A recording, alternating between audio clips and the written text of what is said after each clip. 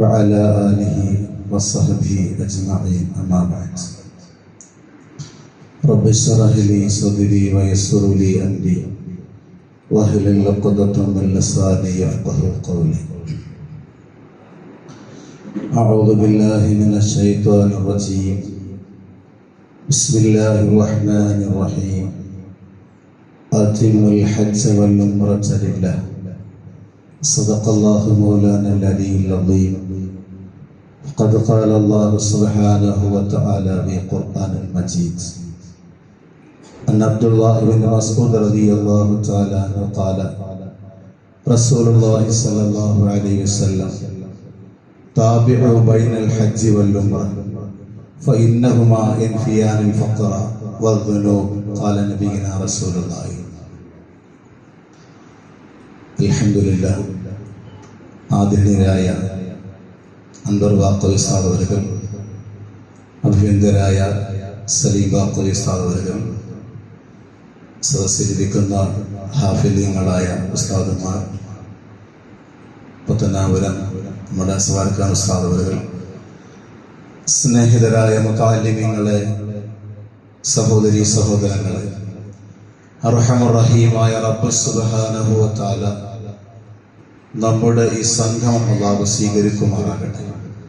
നാം നിശ്ചയിച്ചതുപോലെ പൂർണ്ണ ആരോഗ്യത്തോടെ ആഫിയത്തോടെ പരിശുദ്ധമായ ഹറമിലെത്തി ഉംറയും സിയാറത്തും നിർവഹിച്ച് സന്തോഷത്തോടെ മടങ്ങി വരാൻ അല്ലാഹു തൗഫീഖ് ചെയ്ത് അനുഗ്രഹിക്കുമാറാകട്ടെ. 11 മണിയായി. ഇതിൻ്റെ ഫളായിലുകളും ശ്രേഷ്ഠതകളുമൊക്കെ അഭിവന്ദരായ നമ്മുടെ ഉസ്താദുമാർ മുമ്പ് പറഞ്ഞു കാണും. ഞാൻ അതുകൊണ്ട് തന്നെ ആ ഭാഗത്തേക്ക് ഒന്നും കിടക്കുന്നത് അല്പസമയം നിങ്ങളെ എന്നോടൊപ്പം ഒന്ന് സഞ്ചരിക്കണം. ഇതൊരു പ്രസംഗവേദിയല്ല. പരിശുദ്ധമായ കഅബാലയത്തിലേക്ക് നമ്മൾ പോകുമ്പോഴുള്ള യാത്രയുമായി ബന്ധപ്പെട്ട് അതിൻ്റെ ചില അമലുകളെ കുറിച്ച് സൂചിപ്പിക്കുകയാണ്. അൽഹംദുലില്ലാ, ഈ ഒരു സംഗമത്തെ കുറിച്ച് നിങ്ങളോട് ഞാൻ പറയേണ്ടതില്ല. കാരണം ഒരാള് പരിശുദ്ധമായ ഉംറയ്ക്ക് വേണ്ടി, ഹജ്ജിന് വേണ്ടി തീരുമാനിക്കുമ്പോൾ ആദ്യമായി അവൻ ചെയ്യേണ്ടുന്ന ഒന്നാണ് ഇസ്തിഖാറ. ഏതായാലും അൽഹംദുലില്ലാ, ഇസ്തിഖാറത്ത്, അതായത് ഖൈറിനെ തേടി, പടച്ചവനെ ഈ വർഷം ഈ ഗ്രൂപ്പിൽ ഇന്നവരോടൊപ്പം എനിക്ക് പോകൽ ഖൈറാണോ, അൽഹംദുലില്ലാ, അതൊക്കെ തീരുമാനിച്ച് നിങ്ങൾ എത്തിപ്പെട്ടവരാണ്. പിന്നെ പ്രത്യേകിച്ചും അഭിനന്ദരായ ഉസ്താദിനോടൊപ്പം പോകുന്നവരെ കുറിച്ച് പ്രത്യേകം സൂചിപ്പിക്കേണ്ടതില്ല. ഈ സ്ഥാപനവുമായി ബന്ധപ്പെട്ടു ഉസ്താദവറുകളോട് പോകുന്ന ഒരു ഗ്രൂപ്പിനെ സംബന്ധിച്ചിടത്തോളം പ്രത്യേകമായി ഒരു കാര്യങ്ങൾ സൂചിപ്പിക്കേണ്ട ആവശ്യമില്ല എന്നുള്ളത് നമുക്കറിയാം. ആയതുകൊണ്ട് അൽഹംദുലില്ലാ, നമ്മൾ തിരഞ്ഞെടുത്ത ഗ്രൂപ്പും അതിന് നേതൃത്വം നൽകുന്ന അഭിനന്ദരായ ഉസ്താദുമൊക്കെ അൽഹംദുലില്ലാ എന്തുകൊണ്ടും നമുക്ക് ഈ മഹത്തായ അമൽ നിർവഹിക്കാൻ ഏറ്റവും പര്യാപ്തമായ നിലയിൽ നമ്മളെ കൊണ്ടുപോയി അമൽ ചെയ്യിപ്പിക്കാൻ ഏറ്റവും നമുക്ക് അനുയോജ്യമായ നിലയിലുള്ള ഒരു സംഘത്തെയാണ്, ഒരു നേതൃത്വത്തെയാണ് തിരഞ്ഞെടുത്ത് നമുക്കറിയാം. അതുകൊണ്ട് ആ ഭാഗത്തേക്ക് നമ്മൾ കിടക്കുന്നില്ല. അൽഹംദുലില്ലാ. എന്റെ പ്രിയപ്പെട്ട ഉമ്മമാർ, നമ്മൾ പരിശുദ്ധമായ കഅബാലയം കാണാൻ ആഗ്രഹിക്കാത്ത, അല്ലെങ്കിൽ ഒരു ദിവസമെങ്കിലും ആ പരിശുദ്ധമായ കഅബാലയത്തിലേക്ക് തിരിഞ്ഞു നിൽക്കാത്ത ഒരു മുഅ്മിനായ മനുഷ്യനും ഉണ്ടാകുമെന്ന് ഞാൻ വിശ്വസിക്കുന്നില്ല. അത് മാത്രവുമല്ല, ഒരു മുഅ്മിനായ മനുഷ്യനെ സംബന്ധിച്ചിടത്തോളം തന്റെ ജീവിതത്തിലും മരണശേഷവും മുറിഞ്ഞു പോകാത്ത ഒരു ബന്ധമുണ്ട് എങ്കിൽ അത് അല്ലാഹുവിന്റെ കഅബയാണ്. കാരണം ഒരു മുഅ്മിനായ മനുഷ്യന്റെ ജീവിതത്തിൽ നിസ്കാരമെന്നല്ല, തന്റെ ഇബാദത്തുകൾ, തന്റെ ഉറക്കവും, തന്റെ ഇരുത്തവും, തന്റെ ജീവിതത്തിന്റെ എല്ലാ നന്മകളും പരിശുദ്ധമായ കഅബാലയത്തിലേക്ക് തിരിഞ്ഞു നിന്ന് ചെയ്യുക എന്നുള്ളത് ഒരു വിശ്വാസിയുടെ ജീവിതചര്യകളാണ്. ഹബീബായ നബി സല്ലല്ലാഹു അലൈഹി വസല്ലമ തങ്ങൾ പഠിപ്പിച്ചതാണ്. ഒരു വിശ്വാസിയെ സംബന്ധിച്ചിടത്തോളം നിസ്കാരത്തിന് മാത്രമല്ല, നാം കിടക്കുമ്പോഴും അല്ലാഹുവിന്റെ പരിശുദ്ധമായ കഅബാലയത്തിന് നേരെ നമ്മുടെ മുഖവും ഹൃദയവും തിരിച്ചു വെച്ചുകൊണ്ട് ആ കഅബാലയത്തിന് നേരെയാണ് നാം കിടക്കുന്നത്. രോഗിയായാൽ, മരിച്ചുപോയാൽ, ഇനി അത് മാത്രമല്ല, മരിച്ചു കഴിഞ്ഞാലും ഒരു മുഅ്മിനായ മനുഷ്യന് ബന്ധമുള്ള ഒരേ ഒരു ഗേഹം മാത്രമേ ഉള്ളൂ, അത് അല്ലാഹുവിന്റെ പരിശുദ്ധമായ കഅബാലയമാണ്. മരിച്ചു കഴിഞ്ഞാൽ ഒരു മുഅ്മിനായ മനുഷ്യനെ ഖബറിലേക്ക് കൊണ്ട് കിടത്തുന്നത് തന്റെ പരിശുദ്ധമായ കഅബാലയത്തിന് നേരെ അവന്റെ ഹൃദയവും അവന്റെ മുഖവും തിരിച്ചു വെച്ചുകൊണ്ടാണ്. ബഹുമാന്യരായ ഉസ്താദുമാരൊക്കെ ഇവിടെയുണ്ട്. ഒരു പക്ഷേ പരിശുദ്ധമായ കഅബാലയത്തിന് നേരെയല്ല മനുഷ്യന്റെ ഹൃദയമെന്ന് ആ മയ്യത്ത് അടക്കിയതിനു ശേഷം ബോധ്യമായാൽ, ആ മയ്യത്ത് ജീർണിച്ചിട്ടില്ലെങ്കിൽ വീണ്ടും കഅബാലയത്തിന് നേരെ ആ മനുഷ്യന്റെ ഹൃദയം തിരിച്ചു വെക്കണമെന്നുള്ളതാണ് പരിശുദ്ധ ഇസ്ലാമിക വിധി. അപ്പോ ജീവിതത്തിൽ മരിച്ച് ജീവിച്ചിരിക്കുമ്പോഴും മരിച്ച് ഖബറിലേക്ക് കൊണ്ടുവെക്കുമ്പോഴും ഒരു മനുഷ്യന്റെ ബന്ധം അല്ലാഹുവിന്റെ കഅബയുമായിട്ടാണ്. ഈ കഅബയെ കാണാൻ ആഗ്രഹിക്കാത്ത ഒരു മനുഷ്യനും ഉണ്ടാകുമെന്ന് നാം വിശ്വസിക്കുന്നില്ല. നമ്മളെല്ലാവരുടെയും മനസ്സ് പരിശുദ്ധമായ കഅബാലയത്തിലേക്കാണ് എപ്പോഴും, എത്ര കണ്ടാലും എപ്പോഴും ആഗ്രഹിക്കുന്നവർ. ഒരു സംഭവം കൂടി പറഞ്ഞുകൊണ്ട് ഞാൻ വിഷയത്തിലേക്ക് കടക്കുകയാണ്. പരിശുദ്ധമായ ഉംറ നിർവഹിക്കാൻ പോകുന്നവരെ സംബന്ധിച്ചിടത്തോളം 3 സംഘങ്ങളായാണ് നമുക്ക് കണക്കാക്കാൻ പറ്റുന്നത്. 3 പേരുടെ വിളികൾ കേട്ടുകൊണ്ടാണ് പരിശുദ്ധമായ ഉംറ ഹജ്ജ് നിർവഹിക്കാൻ വേണ്ടി നാം പോകുന്നത്.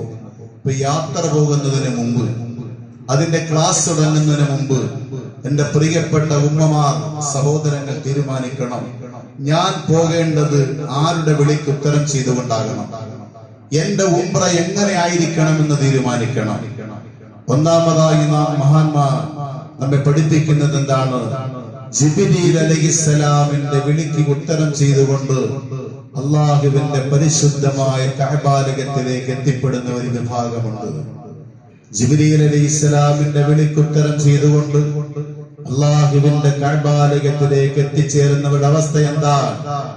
അവരല്ലാഹുവിന്റെ പരിശുദ്ധമായ കഅബാലയത്തിലേക്ക് ചെന്ന് പൂർണ്ണമായ ഉംറ നിർവഹിച്ച്, അല്ലെങ്കിൽ ഹജ്ജ് നിർവഹിച്ച്, ഒരു ഉമ്മ പ്രസവിക്കപ്പെട്ട കുഞ്ഞിനെ പോലെ ഹബീബായ പ്രവാചകൻ അതാണല്ലോ പറഞ്ഞത്, പൂർണ്ണമായ ഹജ്ജും ഉംറയും നിർവഹിച്ചുകൊണ്ട് ഒരാൾ തിരിഞ്ഞു മടങ്ങി വരുമ്പോ ഒരു ഉമ്മ എങ്ങനെയാണോ പ്രസവിക്കപ്പെട്ടത്, ആ കുഞ്ഞു പോലെ അവൻ മടങ്ങി വരികയാണ്. അങ്ങനെ പാപരഹിതനായി വന്നിട്ട് ആ പരിശുദ്ധമായ കഅബാലയത്തിൽ അവൻ അവിടെ നിന്നുകൊണ്ട് തന്നെ ആ ഹറമിൽ തന്നെ മരണപ്പെടുന്നവരാണ്. അവര് ജിബ്രീൽ അലൈഹിസ്സലാമിന്റെ വിളി കേട്ടുകൊണ്ട് പോകുന്നവരാണ്. എന്റെ പ്രിയപ്പെട്ട ഉമ്മമാരോടൊരു സംഭവം കൂടി ഞാൻ സൂചിപ്പിക്കട്ടെ. അൽഹംദുലില്ലാഹ്, നിങ്ങൾക്ക് എല്ലാവർക്കും പരിചയമുണ്ടാകും.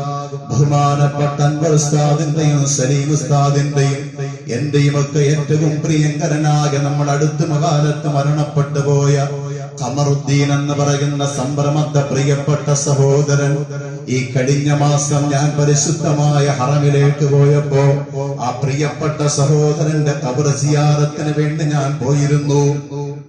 പരിശുദ്ധമായ റമദാനിന്റെ 27 രാവിലെ ഉംറ നിർവഹിച്ചിട്ട് ഇഹ്റാമിന്റെ വസ്ത്രത്തിലൂടെ ആ പരിശുദ്ധമായ ഹറമിന്റെ തിരുമുറ്റത്ത് കിടന്നുകൊണ്ട് മരണപ്പെട്ടു പോയ ഖമറുദ്ദീനെ കുറിച്ച് പറയാതിരിക്കാൻ സാധ്യമല്ല. കാരണം ഏറ്റവും വലിയ ഭാഗ്യവാനാണ്.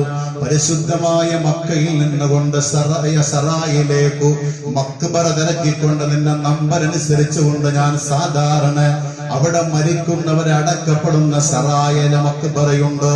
ആ മക്ബറയുടെ സ്ഥാനത്തേക്ക് ചെന്ന് തിരക്കുമ്പോൾ പറയുന്നു, ഈ ഖബർ ഇവിടെയല്ല, ഇതെവിടെയാണെന്നറിയുമോ? മക്ബറത്ത് ശുഹദാ. സറായയിൽ 2 ഖബർസ്ഥാനങ്ങളുണ്ട്.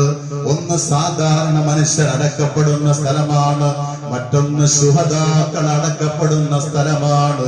കഴിഞ്ഞ ഏതാനും വർഷങ്ങൾക്ക് മുമ്പ് ക്രൈൻ വീണുകൊണ്ട് കഅബാലയത്തിന്റെ മുന്നിൽ മരണപ്പെട്ടു പോയ, ഇഹ്റാമിന്റെ വസ്ത്രത്തിൽ മരണപ്പെട്ടു പോയ പരിശുദ്ധമായ ശുഹദാക്കളെ കൂലികൾ മാത്രം നിർണയിക്കപ്പെടുന്ന, ശുഹദാക്കൾ മാത്രം അടക്കപ്പെടുന്ന സ്ഥലമാണ് സറായിൽ ജന്നത്ത്.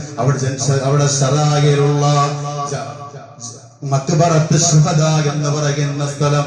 അങ്ങനെ അൽഹംദുലില്ലാഹ് എത്രയോ ഭാഗ്യവാനാണ് ശുഹദാക്കളെ അടക്കുന്നതിന്റെ കൂട്ടത്തില് ശുഹദാക്കൾക്ക് നൽകുന്ന അതേ പദവിയില് ആ പരിശുദ്ധമായ മക്കയിൽ അന്തരവിശ്രമിക്കാനുള്ള ഒരു ഭാഗ്യം കിട്ടിയ പ്രിയപ്പെട്ട സഹോദരനാണ് ഖമറുദ്ദീൻ. അങ്ങനെ ഈ സാധുവാകെ ഞാൻ അവിടെ പോയി. അവിടെ ചെന്നിട്ട് അൽഹംദുലില്ലാഹ് ഖബറിന്റെ നമ്പർ കാണിച്ചു തരുമ്പോ ഖബറിന്റെ നമ്പർ കാണിച്ചു കൊടുക്കുമ്പോ ആ സ്ഥലത്തേക്ക് അവിടെ നിന്ന് കൊണ്ടുപോയി വാഹനത്തിൽ ഇറക്കി അവിടെ നിന്നുകൊണ്ട് ദുആരെന്നുകൊണ്ട് തിരിച്ചു കൊണ്ടുവരുമ്പോ എന്റെ പ്രിയപ്പെട്ട സഹോദരന്മാരെ ഞെട്ടിപ്പോയി. നമ്മുടെ നാടിൽ നിന്നുകൊണ്ട് നാം അറിയപ്പെടാതിരുന്ന ഒരു സഹോദരന് അല്ലാഹു ഇത്രയും ഉന്നതമായ ഒരു പദവി കൊടുത്ത് അനുഗ്രഹിച്ചല്ലോ. അൽഹംദുലില്ലാഹ് അൽഹംദുലില്ലാഹ്. അവിടെ ശുഹദാക്കളുടെ കൂട്ടത്തിൽ അവിടെ അന്ത്യവിശ്രമം കൊള്ളാനുള്ള ഭാഗ്യം അല്ലാഹു തആല ശുഹദാക്കളോടൊപ്പം നാളെ സ്വർഗ്ഗത്തിൽ പറന്നുല്ലസിക്കുന്ന പറവകളുടെ കൂട്ടത്തിൽ ആ സഹോദരന്റെ ആത്മാവിനെ അല്ലാഹു ഉൾപ്പെടുത്തുമാറാകട്ടെ. നമുക്കും അല്ലാഹു അതിന് തൗഫീഖ് ചെയ്യുമാറാകട്ടെ. അതുകൊണ്ട് എന്റെ പ്രിയപ്പെട്ട സഹോദരങ്ങളെ, ഒരു വിഭാഗം അങ്ങനെയാണ്. ആ പരിശുദ്ധമായ ഹറമിലേക്ക് പോയി അവിടെ തന്നെ മരിക്കുന്നവർ അതിൽ ജിബ്രീൽ അലൈഹിസ്സലാമിന്റെ വിളി കേട്ടു പോകുന്നവരാണ്.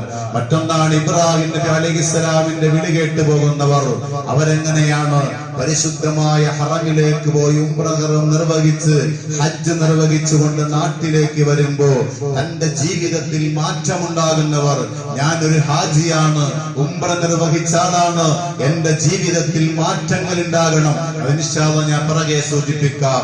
അങ്ങനെ പൂർണ്ണമായ കഅബാലയം കണ്ടതോടുകൂടി അതിന്റെ കില്ല പിടിച്ചതോടുകൂടി ഹബീബായ മുത്ത് റസൂലുള്ളാഹിയുടെ ചാരത്തെത്തിയതോടുകൂടി തന്റെ ജീവിതം മാറി ഒരു പൊതുജീവിതത്തിലേക്ക് വരുന്നയാള്. അതാണ് യഥാർത്ഥമായി ഇബ്രാഹിം നബി അലൈഹിസ്സലാമിന്റെ വിളി കേട്ടുകൊണ്ടു പോകുന്നവർ. അല്ലാഹു അത്തരക്കാരിൽ അല്ലാഹു നമ്മെ ഉൾപ്പെടുത്തി അനുഗ്രഹിക്കുമാറാകട്ടെ. രണ്ടാമത്തെ മൂന്നാമത്തെ ഒരു ഭാഗമുണ്ട്. അതാണ് നമ്മൾ ഉംറയ്ക്ക് പോയിട്ട് വരും. പക്ഷേ നമ്മുടെ ജീവിതം കഴിഞ്ഞതിനേക്കാൾ കുറച്ചുകൂടി മെച്ചപ്പെടുകയല്ല ചെയ്യുന്നത്. മോശപ്പെട്ടുകൊണ്ട് വീണ്ടും പഴയ ജീവിതത്തിന്റെ തട്ടിലേക്കോ പഴയ പടിയിലേക്ക് വീണ്ടും കടന്നു പോകുന്നവർ. അതിൽ നിന്ന് അല്ലാഹു നമ്മെ കാത്തുരക്ഷിക്കുമാറാകട്ടെ. ആമീൻ യാ റബ്ബൽ ആലമീൻ. അതുകൊണ്ട് എന്റെ പ്രിയപ്പെട്ട ഉമ്മമാർ, നമ്മൾ ഓരോരുത്തരും ഇബ്രാഹിം നബി അലൈഹിസ്സലാമിന്റെ വിളിക്കുത്തരം ചെയ്തു പോകുന്നവരാകണം. അതല്ലെങ്കിൽ അല്ലാഹു ഭാഗ്യം ചെയ്തതുപോലെ മഹാനായ ജിബ്രീൽ അലൈഹിസ്സലാമിന്റെ വിളിക്കുത്തരം ചെയ്തുകൊണ്ട് പരിശുദ്ധമായ കർമ്മം നിർവഹിച്ചുകൊണ്ട് ആ ഇഹ്റാമിന്റെ വസ്ത്രത്തിൽ ആ പുണ്യമായ കഅബാലയത്തിന്റെ തിരുമുറ്റത്ത് മരണപ്പെടാനുള്ള ഭാഗ്യം കിട്ടണം. ഇത് രണ്ടാലൊരു ഭാഗത്തിലാകണം നാം ഓരോരുത്തരുമാകേണ്ടത്. മൂന്നാമത്തൊരു ഭാഗത്തിൽ നമുക്കാകാൻ പാടില്ല. അല്ലാഹു അതിനെ നമുക്ക് തൗഫീഖ് ചെയ്ത് അനുഗ്രഹിക്കുമാറാകട്ടെ. ആമീൻ യാ റബ്ബൽ ആലമീൻ. ഇത്രയും പറഞ്ഞുകൊണ്ട് ഇൻഷാഅല്ലാഹ് വിഷയത്തിലേക്ക് കടക്കുകയാണ്. അൽഹംദുലില്ലാഹ് നമ്മള് പരിശുദ്ധമായ ഹറമിലേക്ക് പോകാൻ വേണ്ടി തയ്യാറെടുത്ത് യാത്ര ചെയ്തിരിക്കുന്നതാണ്. നമ്മുടെ ജീവിതത്തിൽ നമുക്ക് ചില വ്യക്തിപരമായ ബാധ്യതകൾ, ഉത്തരവാദിത്തങ്ങൾ, അതിന് ചെറുതായിട്ട് സൂചിപ്പിച്ചിട്ട് നമുക്ക് പോകാം. നമ്മളെല്ലാം അൽഹംദുലില്ലാഹ് തയ്യാറെടുത്ത് പാസ്പോർട്ട് കൊടുത്തു, വിസക്ക് വേണ്ടി അതിനു വേണ്ടിയുള്ള പൈസ കൊടുത്തൊക്കെ അടച്ചു. ഒരു വ്യക്തിപരമായി നാം പരിശുദ്ധമായ കഅബാലയത്തിൽ പോകുമ്പോൾ നമുക്കുണ്ടാകേണ്ടുന്ന ഒന്നാമത്തെ ഉത്തരവാദിത്തം എന്താണ്? നമ്മുടെ സ്വന്തം മാതാപിതാക്കളുടെ സമ്മതവും പൊരുത്തവും നമുക്ക് വേണം. പരിശുദ്ധമായ ഹറമിലേക്ക് പോകുമ്പോൾ ഉമ്മയുടെ പൊരുത്തമില്ലാതെ പോയാൽ അതുകൊണ്ട് എന്ത് സ്വീകാര്യത? ഉപ്പയുടെ പൊരുത്തമില്ലാതെ പോയാൽ എന്ത് സ്വീകാര്യത? ഉമ്മയുടെയും ഉപ്പയുടെയും ഉമ്മയുടെ മാതാപിതാക്കളുടെ പൊരുത്തവും അനുവാദവും. ഇനി അവർ മരണപ്പെട്ടവരാണെങ്കിൽ അവരുടെ ചാരത്ത് പോയിട്ട് അവർക്ക് വേണ്ടി ദുആയിരന്ന്, അവരിൽ നിന്ന് അവർക്ക് വേണ്ടി ദുആരെന്നുകൊണ്ട് അവരുടെ വിജയത്തിനു വേണ്ടി, അവരുടെ ആഖിറത്തിന്റെ വിജയത്തിനു വേണ്ടി അവരോട് നമുക്കൊരു അനുവാദം ചോദിക്കേണ്ടതുണ്ട്. അങ്ങനെ മാതാപിതാക്കളോടുള്ള സമ്മതം, അനുവാദം പരിശുദ്ധമായ കഅബാലയത്തിലേക്ക് പോകുന്ന ഒരു സഹോദരിയെ സംബന്ധിച്ചിടത്തോളം, ഒരു സഹോദരനെ സംബന്ധിച്ചിടത്തോളം നമുക്കുണ്ടാകണം. അതില്ലാതെ പോയാൽ അതിനെക്കുറിച്ച് ഞാൻ അങ്ങോട്ട് സൂചിപ്പിക്കുന്നത് നമുക്കറിയാം. മാതാപിതാക്കളുടെ പൊരുത്തക്കേട് ഞാൻ പറഞ്ഞാൽ വിഷയം നമുക്ക് എത്തിപ്പെടാൻ പറ്റില്ല. മറ്റൊന്നാണ് നമ്മുടെ കടങ്ങൾ. കടമില്ലാത്ത ആരുമില്ല, എല്ലാവരും കടമുണ്ട്. കടയില്ലാത്ത അറിയോ? ഏതെങ്കിലും നിലയിൽ കടമുള്ളവരുണ്ടാകും. കടമുള്ളവർക്ക് ഹജ്ജിന് മുമ്പറയ്ക്ക് പൊട്ടുവിടാൻ ഇല്ല. പിന്നെ എങ്ങനെയുള്ള കടമാണ്? അജലത്തെ അവധിയെത്തിയ കടം. ഇപ്പോ എനിക്കല്ലെങ്കിൽ ഞാൻ സലീം ഉസ്താദിന് ഒരു 10,000 രൂപ അല്ലെങ്കിൽ കൊടുക്കാൻ, ഞാൻ നാളെയാണ് ഉസ്താദിന് ഡേറ്റ് പറഞ്ഞിരിക്കുന്നത് 19-ാം തീയതി. 19-ാം തീയതി ഉസ്താദിന് ഞാൻ കടം വാങ്ങിയിട്ട് കൊടുക്കാന്ന് പറഞ്ഞിരിക്കാം. പക്ഷേ ഇന്ന് 18-ാം തീയതിയാണ് എന്റെ യാത്ര. യാത്ര പോകുമ്പോ ഞാൻ ഉസ്താദിനോട് നിങ്ങൾക്ക് തരാൻ പറഞ്ഞ അവധിയെത്തിയ കടമുണ്ട്, അത് ഞാൻ എന്റെ യാത്ര കഴിഞ്ഞ് നിങ്ങൾക്ക് തിരിച്ചു തരാം, അതിനെനിക്ക് പൊരുത്തമാണോ എന്ന് അദ്ദേഹത്തിനോട് അനുവാദം ചോദിക്കുകയോ അല്ലെങ്കിൽ അദ്ദേഹത്തിനോട് പറയാതെ ഒന്നും ചെയ്യാതെ തന്നെ നാം 18-ാം തീയതി യാത്ര ചെയ്യും. കടയില്ലാത്തവരില്ല, കടമുള്ളവർക്ക് മുറകെ കൂടാന്നില്ല. പക്ഷെ എന്താണ് അവധിയെത്തിയ കടം? ആ കടക്കാരോട് അതിനോട് അനുവാദം ചോദിച്ച് അവരോട് അതിനെ കുറിച്ച് പൊരുത്തപ്പെടിച്ച് അല്ലെങ്കിൽ ഞാൻ പോയി വരട്ടെ എന്ന് അവരോട് പറയാത്ത നിലയിൽ അവരെ വഞ്ചിച്ചുകൊണ്ടുള്ള ഒരു യാത്ര അത് ഇസ്ലാം അനുവദിക്കുന്നില്ല. ഇപ്പൊ നമ്മുടെ കടബാധ്യത മറ്റൊന്നാണ്. നമുക്കറിയാം, ആരോടെങ്കിലും നമുക്ക് വ്യക്തിപരമായി വൈരാഗ്യങ്ങൾ, മറ്റെന്തെങ്കിലും മാനസികമായ പ്രയാസങ്ങൾ നമ്മുടെ നാവ് കൊണ്ട് ശരീരം കൊണ്ട് മറ്റാരെയെങ്കിലും പ്രയാസപ്പെടുത്തിയിട്ടുണ്ടെങ്കിൽ അവരോട് നാം പൊരുത്തം ചോദിക്കുക. ഒരു മുഅ്മിനിന്റെ അടയാളമാണ് പൊരുത്തം ചോദിക്കുക എന്നുള്ളത്. നമുക്ക് വേണം. പലരും ചിന്തിക്കും, ഞാൻ അവരോട് യാത്ര പറയാറ്, ഇത്രേ കാലമായി എന്നോട് അവരോട് മിണ്ടാതെ, എനിക്ക് അവരോട് യാത്ര ഇതൊക്കെ സൈവല്ലേ? ഹബീബായ റസൂലുള്ളാഹിയുടെ അടുക്കലേക്കാണ് പോകുന്നത്. എന്റെ പ്രിയപ്പെട്ട ഉമ്മമാർ, സഹോദരങ്ങൾ, ഒരു കാര്യം മനസ്സിലാക്കണം. നമുക്കറിയാം, മുത്തുനബിയുടെ അടുക്കലേക്ക് ഒരു ദിവസം സഹാബത്ത് ഇങ്ങനെ ഇരിക്കുക. പ്രവാചകൻ എവിടെ നിന്ന് പറഞ്ഞു, ഒരാള് ഇപ്പൊ ഈ സദസ്സിലേക്ക് കയറി വരും, അദ്ദേഹം സ്വർഗത്തിന്റെ അവകാശിയാണ്. സഹാബത്തെല്ലാം ആകാംക്ഷയോട് കാത്തിരിക്കുന്നു, ആരാണ് ഇവിടെ വെച്ച് സ്വർഗം കിട്ടുന്ന ആരാണ്? ഒരു സാധുവായ മനുഷ്യൻ. പിറ്റെന്നും അതുപോലെ കടന്നു വരുന്നു. 3-ാമത്തെ ദിവസവും നോക്കുമ്പോ ഒരു സാധാരണക്കാരനാണ് കടന്നു വരുന്നത്. ജനങ്ങൾക്ക്, സഹാബത്തിന് അത്ഭുതം തോന്നി, ഇദ്ദേഹമാണോ സ്വർഗത്തിന്റെ അവകാശി? എന്തുകൊണ്ടാണ് ആ മനുഷ്യൻ? അതിന്റെ ഹദീസുകൾ, ചരിത്രങ്ങൾ പറയുന്നുണ്ട്. ഞാൻ ദീർഘിപ്പിക്കുന്നില്ല, കാരണം മാത്രം പറയുകയാണ്. എന്തുകൊണ്ടാണ് നിങ്ങൾ സ്വർഗത്തിന് അവകാശിയാകാൻ കാരണമെന്ന് അന്വേഷിക്കുമ്പോൾ അദ്ദേഹം പറഞ്ഞത്, എനിക്ക് പാതിരക്ക് ഒരുപാട് നിസ്കാരവും നോമ്പൊന്നുമില്ല, ഒന്ന് മാത്രമേ ഉള്ളൂ. എനിക്ക് മുസ്ലിമീങ്ങളോടായ ഒരു മനുഷ്യന്മാരോടും എന്റെ ഹൃദയത്തിൽ ഒരു വൈരാഗ്യവും വെറുപ്പുമില്ല. എനിക്ക് ആരോടും വെറുപ്പില്ല, വൈരാഗ്യമില്ല. എല്ലാ മുസ്ലിമീങ്ങളെയും എന്റെ മനസ്സിനകത്ത് എനിക്ക് ഒരാളോടും ഒരുവിധ വെറുപ്പും പകയുമില്ലാത്തൊരൊറ്റ കാരണത്താൽ ദുനിയാവിൽ വെച്ചുകൊണ്ട് തന്നെ അല്ലാഹ് പറയുന്നു, നീ സ്വർഗത്തിലാണ്. അള്ളാന്റെ പ്രവാചകൻ സ്വർഗത്തിന്റെ പാസ് കൊടുത്തു.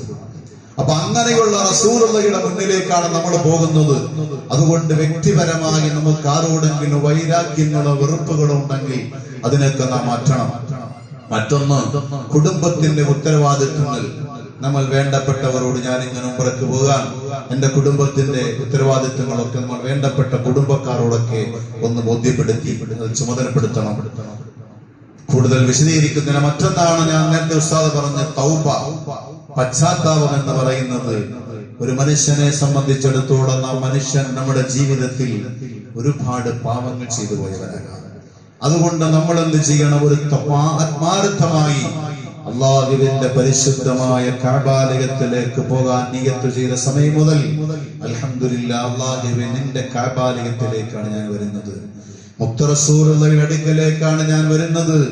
അതുകൊണ്ട് അള്ളാഹുവേ, പാവങ്ങൾ പൊറുക്കപ്പെടാൻ ആദം നബി അലൈഹിസ്സലാം മുതൽ ആയിരക്കണക്കിന് അമ്പിയാക്കളുടെ, സ്വാലിഹീങ്ങളുടെ, സുഹദാക്കൾ, അതിനുശേഷം ഇന്ന് വരെയുള്ള 1000 ലക്ഷക്കണക്കിന് സ്വാലിഹീങ്ങളുടെയും അമ്പിയാക്കളുടെയും മൗലിയാക്കളുടെയും പാദസ്പർശനം കൊണ്ട് അനുഗ്രഹീതമായ കഅബാലയത്തിലേക്കോ ഞാനും നിങ്ങളും ജീവിതത്തിൽ എത്രയോ കാലങ്ങൾ കൊണ്ട് കാണാൻ ആഗ്രഹിച്ച അള്ളാഹുവിന്റെ കഅബാലയത്തിലേക്ക് പോകാൻ ആഗ്രഹിക്കുമ്പോഴേ എന്ത് ചെയ്യണം? നമ്മുടെ മനസ്സ് ശുദ്ധമാകണം, തൗബ ചെയ്ത് മടങ്ങണം നമ്മുടെ ജീവിതത്തിൽ.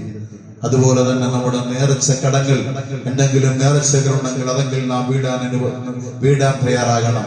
അതുപോലെ നമ്മുടെ സമ്പത്തുകൾ അനുവദനീയമായതാകണം.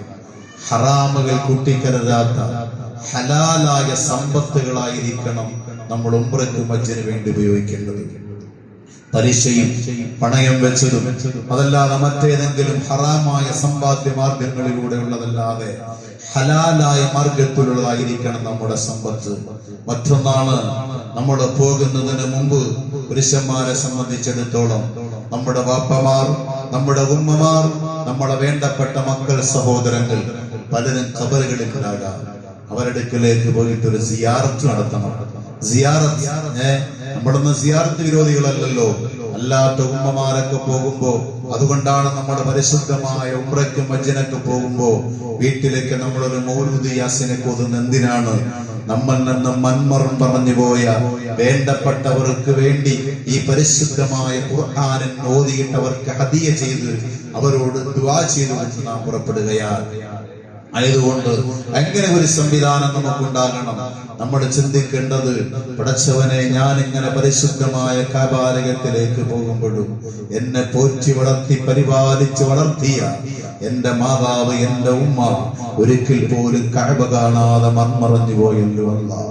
പടച്ചവനെ, എന്റെ പിതാവ് ഒരിക്കൽ പോലും കഅബ കാണാതെ എനിക്കൊരുപാട് തവണ പോകാനുള്ള ഭാഗ്യം കിട്ടുമ്പോഴും ഒരിക്കൽ പോലും ആ കഅബ കാണാതെ എന്നിൽ നിന്ന് മൺമറഞ്ഞു പോയ എന്റെ പിതാവ് ഖബറിലാണ്. അതുകൊണ്ട് അവരടുക്കലേക്ക് പോയിട്ട് സലാം പറഞ്ഞ് ദുആ എന്നുകൊണ്ട് നമ്മൾ അതിലേക്ക് പുറപ്പെടണം.